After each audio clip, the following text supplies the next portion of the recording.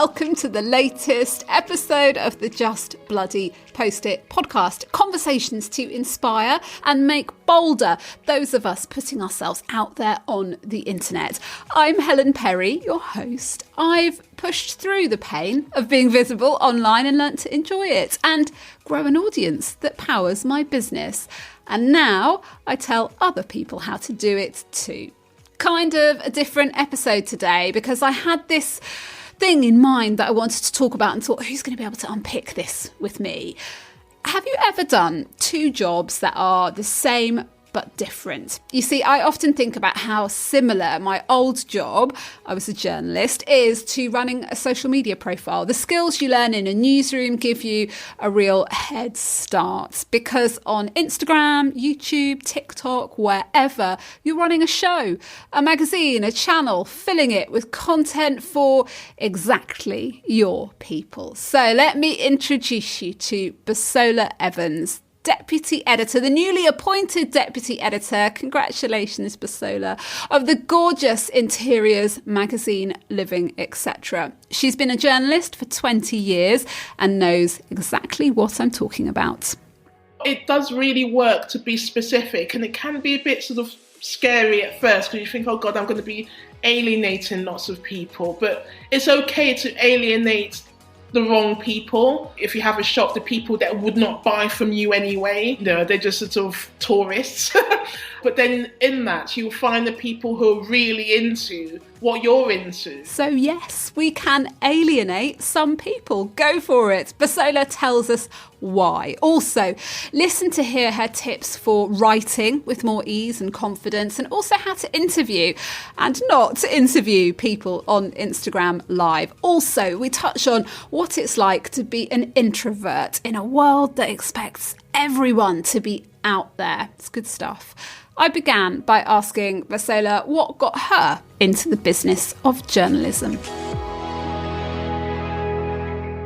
So I've been in journalism for 20 years, but I have done various things within that. So I started with features, sort of general features. I have done celebrity journalism, which I did for quite a while, and I sort of edited a celebrity magazine for about 7 years. Who did you interview? What kind of people? Oh, goodness. Well, I was editor, so I wasn't fortunate enough to be going out on a day-to-day basis to interview people. But, you got invited to lots of weird and wonderful things, sort of TV awards and Brit Awards and all those sorts of stuff. Yes, I once danced at the table with Mel B, Scary Spice, which was quite bonkers at an event. Those are the days before mobile phones. You actually had records of it all. I don't think I want to relive some of the things that we did in a sort of picture image form or video form. So I'm quite relieved I escaped that. For most of the years I was a journalist, I was at Radio 1 Newsbeat. So I was on the more serious newsy side of it, but being in the Radio 1 building meant that, there was just all this stuff going on all the time. And I have to say a career highlight for me was interviewing all of Blazing Squad. I mean, there was about 1,500 of them. I know. Yeah. So I know, like you say, it's these little lovely memories that you have. So how did you get into the profession? Is that something that you were really driven and wanted to do? Yes, well, I was very lucky because I knew from quite an early age that I wanted to be a journalist. Pretty much from the time I was about 12, I knew I wanted to be a journalist, and I never really wavered from that. So I was quite strategic, I suppose, in terms of how I planned my career. I knew, from school, I knew which A-levels would suit me best for my career in journalism. From school, I knew which degree I needed to do in order to sort of facilitate this. So I kind of knew what I needed to do. I'd planned my postgraduate course while I was 13, while I was still at school, because I'm a Virgo, so I'm a planner. Me too. There are so many Virgos in newsrooms. I'm so sorry if anybody's listening who's not a journalist. This is good. But it's obviously is something about the way we are and the way we work, I think. Yes, I like to plan. I'm not one for surprises. I don't like sudden change. I mean, I know that inevitably happens, and you can't escape that. But I am generally a planner, and I just don't like to be surprised. So so from the time I was 13, I'd actually mapped out exactly what I needed to do in order to become a journalist, and that included working out my postgraduate course, even though I hadn't even done my GCSEs. That is what I followed, and I did it to a T. I clearly did very good research because it worked, and I kind of did it. And I went straight into journalism. So it's something that I've always done, and I didn't really have a plan B. I had a vague plan B, which was to be a psychotherapist, but I never really properly planned to fulfill that. I always intended to sort of do the journalism side of things. So it worked out. Amazing. It didn't work out. I think it's changed quite a bit now in terms of when we were studying journalism. It was very defined. So you either went into print journalism or broadcast, and sort of the people who kind of were maybe perhaps a bit more introvert were interested in print. They were interested in being behind the story and just interpreting a story for an audience, and not really interested in them being part of that story. The people who were more jazz hands, look at me, were the ones who went into broadcast journalism, who wanted to be on screen and wanted to be roving reporters and all that sort of stuff. And so what has happened over the years, obviously, that has kind of become a bit more muddied. And every so often I have talks with, have discussions with people who, like me, went into the industry to be print journalists and to be behind the scenes. And we kind of sort of slightly have this jokey kind of dismay of sort of, now it's, you're expected to sort of be able to write, but be able to talk on radio or podcasts like this, or, be visual, look after your brand. And there's all these elements that you now have to think about as a journalist, and it's not as defined anymore. So it's been a shift. And I think if you're naturally not inclined to put yourself out there, it's a definite shift in how you treat your profession. Oh my goodness, I think that just applies to so many things now. If you have a little shop, you've got to be on Instagram, being the face of it. It is difficult, and I do feel for people who are not that way inclined, because I'm not naturally that way inclined. I think people who don't know me well will think I'm very kind of, jazz hands and very, very lively and, sort of up for being in front of people. But that's not my natural personality. There's certain things I've learned to do because of the job I'm in. But naturally, I'm an introvert, and I would quite happily just stay at home and not see anyone for months on end. That's my natural leaning, which I have to fight against all the time. It is, to an extent, something that can be learnt. Yes, definitely it can be learned. But what I will say is that if you're a natural introvert, it can be learned. However, you have to give yourself the space to recover.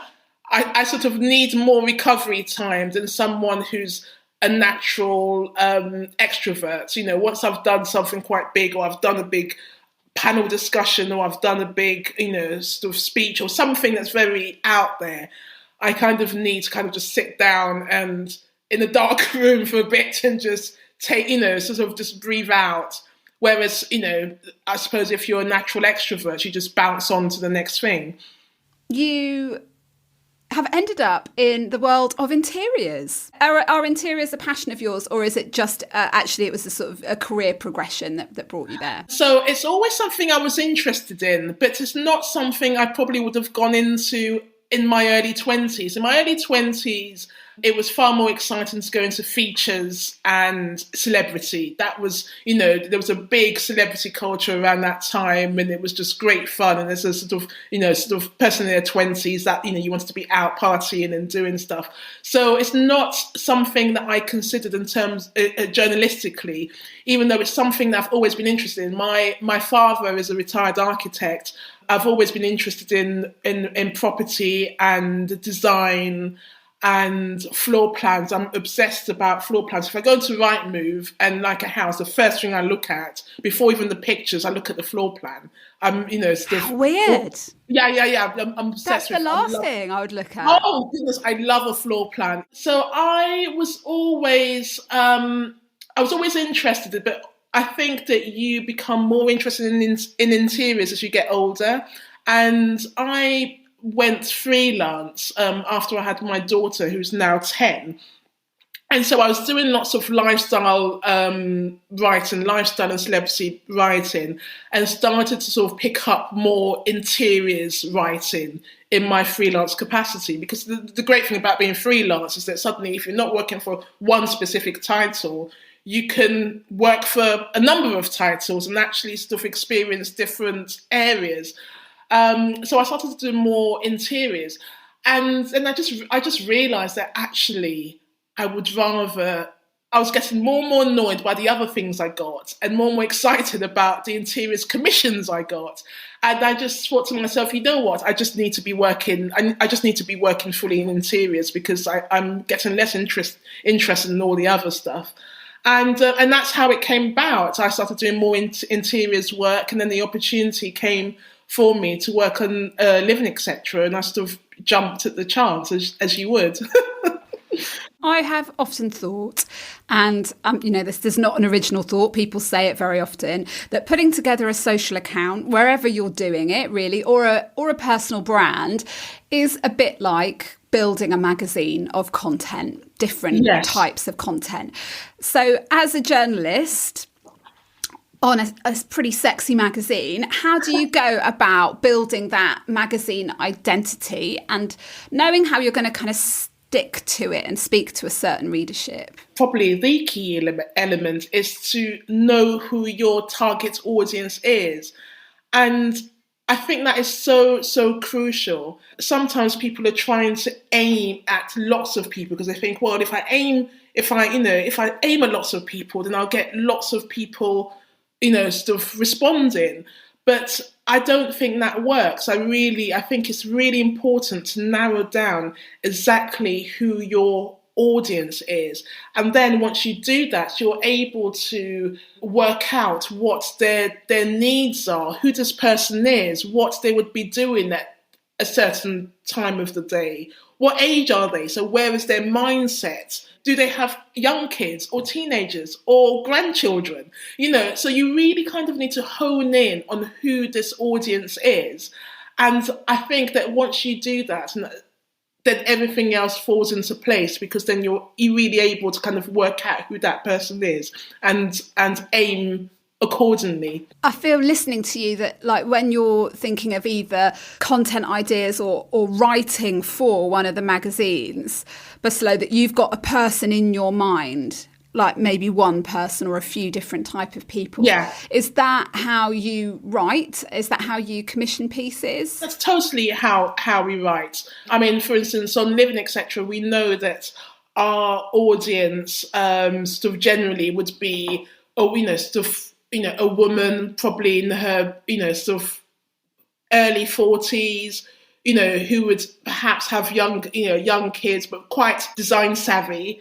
So you know that there's certain things you don't need to explain because they're quite design savvy and they're sort of looking for something more. They know what's on the high street, so they're looking for something a bit more interesting that they wouldn't have been able to discover themselves. Whereas a different magazine would be more focused on, say, high street brands, because that is what that shopper is looking for, that reader's looking for. So yes, it really is just narrowing down and writing to that person and knowing how they think and where they're likely to shop and what their attitudes are and what their values are.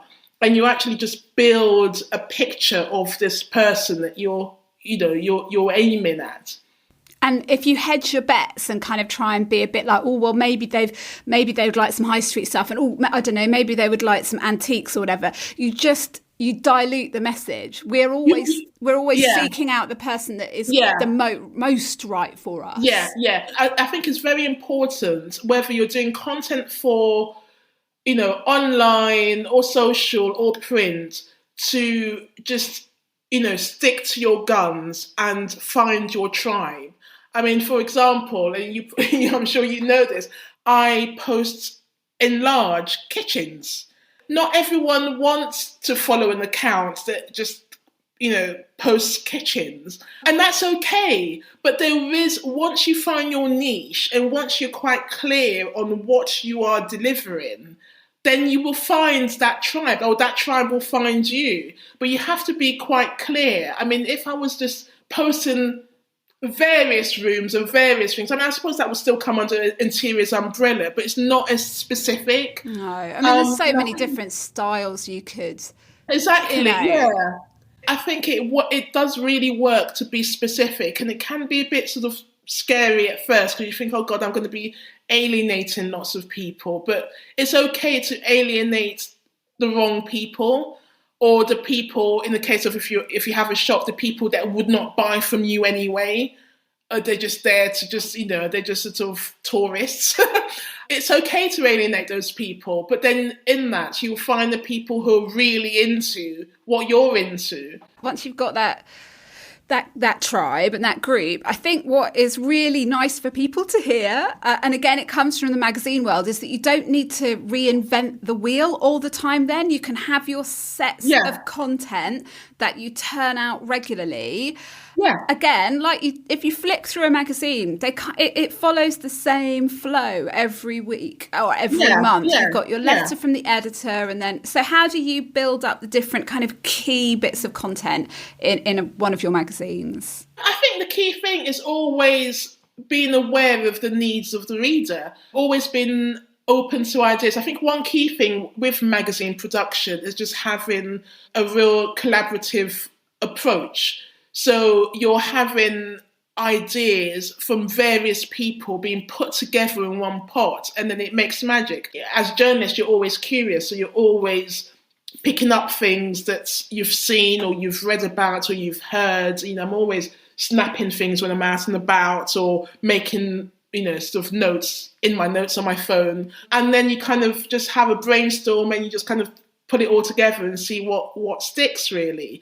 And then in between that, you have you have PRs messaging you with, oh, we're looking after this new brand, do you want to have a look at our new cutlery or whatever it is, new cushions, and you have a look at that. And, so it's a real mix of ways of getting the content, but it's always having the reader in mind. I think the key thing is that you're always trying to sort of intrigue and entertain your reader, really, and offer information that they won't necessarily get from elsewhere. Be curious is a really good bit of advice. If you can, if you can be constantly on the lookout for things that your person is going to be interested in, it very quickly becomes something that you can't even switch on and off. It's just always there, isn't it? Like, if you're at the shops, or if you're looking at Instagram, or you're looking at a magazine, and you're constantly picking up on, oh, okay, this is something. I do miss having other people to work with, though. It's quite difficult to come up with ideas on your own all the time. I will say that. Yeah. No, it is. I think I've gone through sort of ups and downs during this sort of pandemic in terms of working from home. My feelings about working from home. Initially, I was like, oh my God, this is amazing. Why do we not all work from home? I'm never going into an office again. And now, kind of, 18, 20 months in, I really see the value of working with people. I would love to ask you about writing, because it's something that you are obviously really comfortable with. It was something you wanted to do with your life, but lots of people find putting pen to paper and getting their thoughts out, or putting finger to phone screen and getting their thoughts out, really very hard. What tips would you have for people who find writing difficult? I'd say don't put any pressure on yourself. Feel free to start and stop and come back to it. Don't feel you just have to get it all down in once, and, think about what you want to say before you start trying to write. Think about what exactly am I trying to say here, and who am I saying it to, and how would I want to receive that information? And don't think that what you write cannot be edited. So just start putting things down, and you can always edit it afterwards. I mean, often, even now, I kind of prioritize just getting stuff down. If you've got a bit of something to work with, yes, you can improve on it. Like, yes, I would absolutely never, turning it back to Instagram again or Twitter or wherever, I wouldn't just open the app and type in what I was going to say. No. I would always write it in notes first, and then go back to it, and then maybe go back to it again before I actually put it out there. And it would probably still have a typo in it, just because that's life. But, but it definitely, if you can just get something down and build it from there. Don't assume that everyone who writes great prose just sits down and writes it in 5 minutes. You never know how long someone's taken to write even 50 words. They may have gone over it 10 times. So don't put that pressure on yourself. Don't give yourself a hard time if you've sat there for an hour and you've written 20 words. Just go and have a coffee. Come back to it. Come back to it the next day or later on. And I think one good thing to do just to help your writing is to read. Just read as much as you can. Ideally, just books, not scrolling Instagram.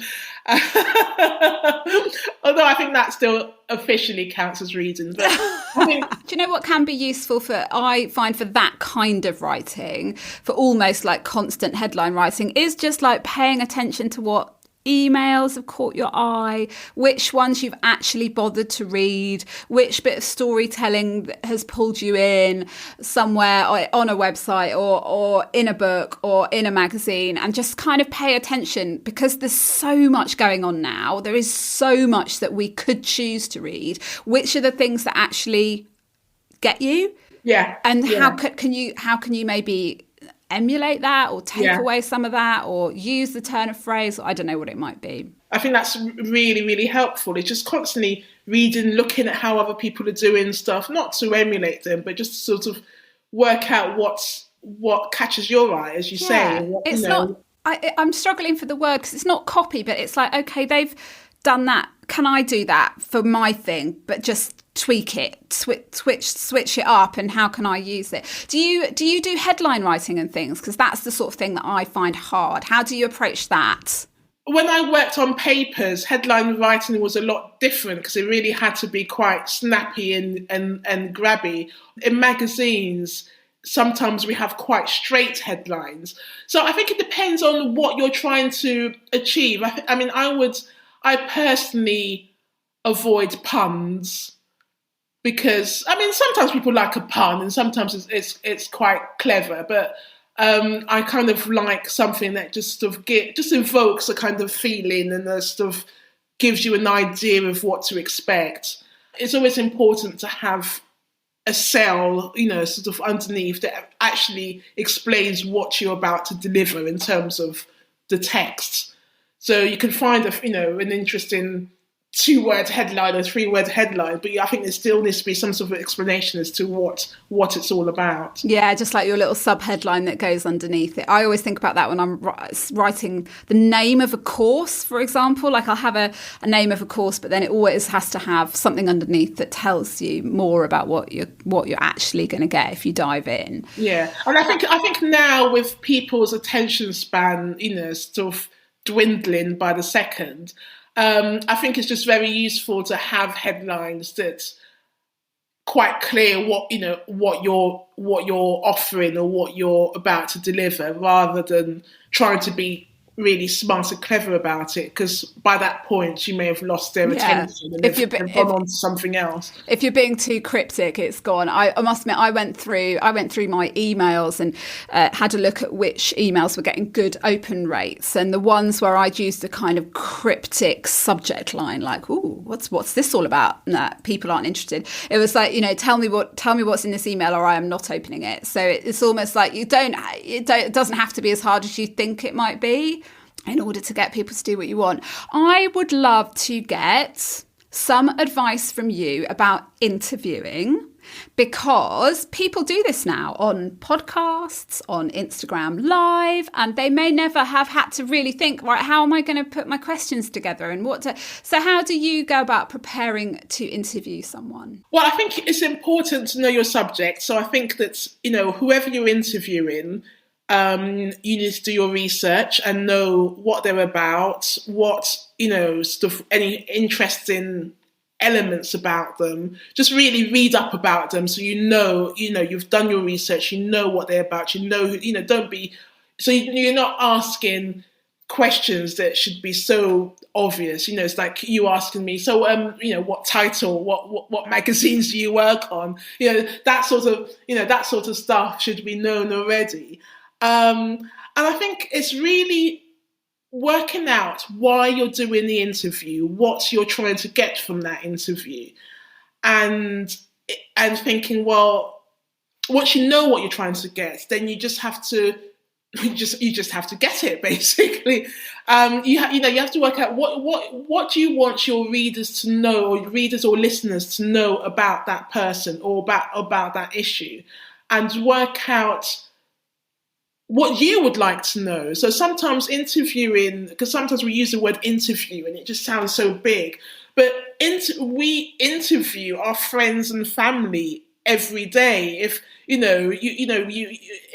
If something happens to a friend of yours, if they said, "Oh, I've broken my leg," you would say, "Well, how did you break your leg? Where were you? What happened? Who picked you? Who picked you up? How is it feeling? How long will it take to recover?" So we that is an interview. So it's really just extracting the information that you think will be interesting and relevant to your readers by asking the right questions.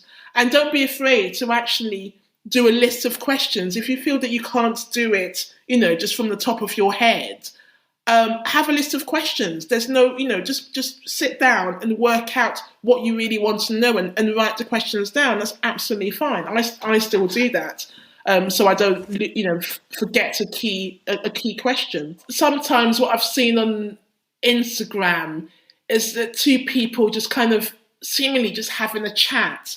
And that's fine. And that might be okay if that was you. Okay. If that was you and Mel B reliving your night out together, that might be valuable. But in most cases, you're going to want to have a really good reason for putting this person in front of your audience, aren't you? Exactly. And if I'm going to join a live, I want to know why I'm joining the live, what I'm trying to get, what I'll be given from that live chat.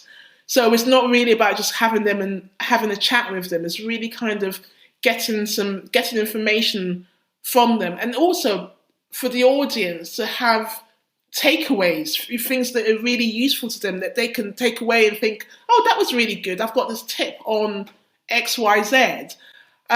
So it's really thinking about. It's not interviewing.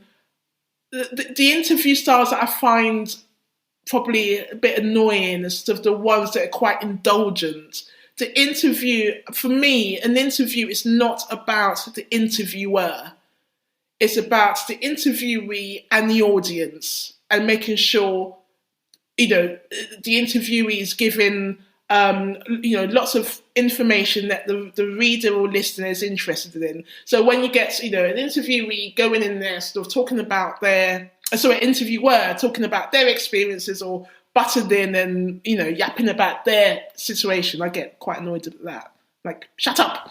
Every single point I think we've made, it comes back to, it's not about you. It's about the person that's going to be consuming, reading, watching, scrolling what you're doing, and, keeping them top of mind always in everything that you're putting out there. What's next for you and your mixed relationship with having a personal brand on the internet? Do you feel that you have to do it for work, or do you actually quite enjoy elements of it? I don't. It's really weird, this whole kind of personal brand thing. I mean, I've never really seen myself as a brand, but I suppose we are all individual brands now. That's just the way of the world, right? With my Instagram, I just started doing it because I loved it. And actually, when I joined Living Etc., I joined temporarily. So I joined as an acting deputy editor. I was covering a maternity leave. And so my initial aim in doing this was to help my freelance going forwards. I just thought, okay, if I have some interiors on my Instagram and cover what I'm doing, it means that it may help me get more work going forward. So it was really more about work than getting followers or anything like that. But then as it happens, I ended up staying at Living, etc. And then my, following just sort of grew, really. So there's no grand plan. I think what I'd say in terms of Instagram, and I do still have relatively small following, but what I'd say is just about being consistent. I normally task myself with posting the Monday, Wednesday, and Friday. The important thing is to post regularly and be consistent, and post, choose a day or days that you're going to be posting, so that the people learn to, without even realizing, they expect it. When you don't post, they think, "Oh, where is she?" So they get used to sort of getting your post at a certain time of day or on a certain day, and just keep doing it. I mean, even if it's just once a week that you think, "Well, that's the only thing I can really commit to." Do you know what I was also wondering? Interiors has got a diversity issue, like many industries does. And also you speak for women in journalism, you're on the board of Women in Journalism. Do you feel that is a role that you are comfortable with playing, as well as that's something that's important to you? I do think it's important. I think it's important for me to be visible. I mean, now I look back on the features and lifestyle sector in journalism that I used to work in, and it's a bit more varied or diverse than it used to be, and certainly more diverse than interiors now. And so I do think it's important for me to show up and show my face, particularly for people who are coming, people of colour coming into the field, to sort of see someone like me, and which may encourage them. So often, I think, I may be asked to do something and I may not have the time, but there's always that part of me that says, Busola, someone might see it and think, oh, I can I can work in interiors magazines. So often I do these things for that reason. As I said before, my natural leaning is I'm an introvert. And so I would quite happily not do any of it, given half a chance. But I do think it's an important thing to show my face and be representative. Well, thank you for coming out of your happy introverted place at home today to chat with us. I'm really, really grateful, and I've loved getting to know you better and hear more about what you do and what you've done. Thank you so much. I mean, it's just been such a treat to speak to you and to do this. And thank you very much for asking me. I loved that chat. I think I'll always consider myself to be a journalist at heart, in the job of communicating new and valuable information with other people. It's a vocational thing, I think, and if you know, you know. Food for thought on introverts and online profiles. I thank Busola for reminding me, especially us social media types, that not everyone finds this easy, at all easy. Introverts can do it too, but they might need a lie down afterwards. That's it for now. Reviews on iTunes are so very, very welcome. Have I mentioned that before? Maybe a couple of 100 times. It just helps other people to find the podcast. Much love. Until next time. Take care.